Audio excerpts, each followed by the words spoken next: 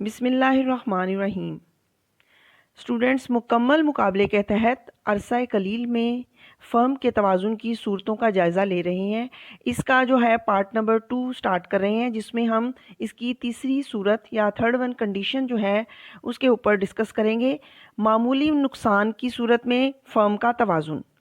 तो इस केस में हमारा जो है वो डायग्राम के अंदर स्टूडेंट्स आपको नज़र आ रहा होगा, एसी कर्व जो है वो सबसे ऊपर चला गया है, यानी वो लॉस, मुकम्मल लॉस की कंडीशन आपके सामने आपको नज़र आ रही होगी, CPEF। तो ये हमारा जो है वो एसी कर्व जो है वो F पॉइंट के ऊपर शिफ्ट हो चुका है। तो अगर हम थोड़ा सा अपने इस लेक्चर के अंदर पिछली 2 डायग्राम्स जो हैं वो उनको अगर रिपीट करें, तो पहले डायग्राम के अंदर जो एसी कर्व था वो नीचे से कट कर रहा था, जो कि पहली एबनॉर्मल प्रॉफिट की कंडीशन थी। जो दूसरा डायग्राम था उसमें उसी पॉइंट पर कट कर रहा है जहां पर आपको नॉर्मल प्रॉफिट जो है वो नज़र आ रहा है इक्विलिब्रियम पॉइंट के ऊपर। लेकिन अब जो थर्ड वन कंडीशन है, यहाँ पर जो एसी कर्व है वो ऊपर चला गया है, जहां से शो हो रहा है कि फर्म जो है वो उसको लॉस हो चुका है।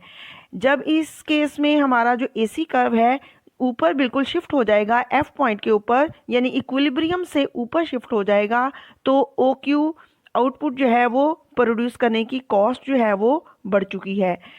तो जब कॉस्ट बढ़ जाएगी, जब हम E पॉइंट से ऊपर F पर चले जाते हैं, तो स्टूडेंट्स हमारा जो पर यूनिट लॉस है वो है हमारा EF, और टोटल लॉस जो है वो EFCP जो है टोटल लॉस एरिया आपको यहाँ पर नज़र आ रहा है, जो कि EFCP से शो किया गया है। ये क्यों टोटल लॉस का एरिया है? क्योंकि हमारी जो कॉस्ट है वो ऊपर चली गई है और हमारे जो रेवेन्यूज़ हैं, एवरेज रेवेन्यू, मार्जिन रेवेन्यू, वो नीचे रह गए हैं। यानी हमारे इक्विलिब्रियम पॉइंट से जो इक्विलिब्रियम क्वांटिटी थी उससे ऊपर जो है वो F पॉइंट के ऊपर हमारी कॉस्ट जो है वो शिफ्ट हो चुकी है। तो ये हमारी थर्ड वन कंडीशन जो है जिसमें फर्म को मामूली नुकसान हो रहा है, उसमें फर्म का तवाज़ुन हमने देखा। जो है वो 4 है, उसमें कारोबार बंद होने की हालत है, यानी मेजर लॉस जो है उसको डिस्कस किया जा रहा है, और वो शट डाउन पॉइंट या शट डाउन पोजीशन जो है इस केस को डिस्कस करेंगे। तो स्टूडेंट यहाँ पर हमारे जो है वो इस केस में 2 सवाल आते हैं।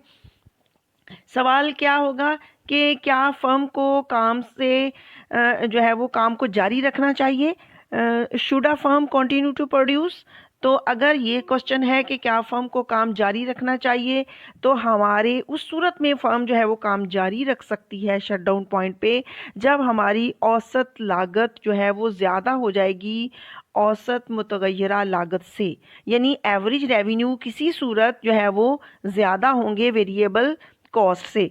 तो तब जो है वो फर्म जो है वो क्वेश्चन हमारा ये होगा कि क्या जारी रखना चाहिए उसको काम को। तो दूसरा पॉइंट हमारा होगा, क्या फर्म को काम बंद कर देना चाहिए, क्या फर्म को शट डाउन कर देना चाहिए अपनी प्रोडक्शन को। तो वो पॉइंट ऐसा होगा जहां पर हमारे रेवेन्यू जो है, औसत जो हमारी लागत होगी, एवरेज रेवेन्यू होंगे, वो हमारे औसत जो मुतगय्यरा मसारिफ हैं वो बराबर हो जाएंगे।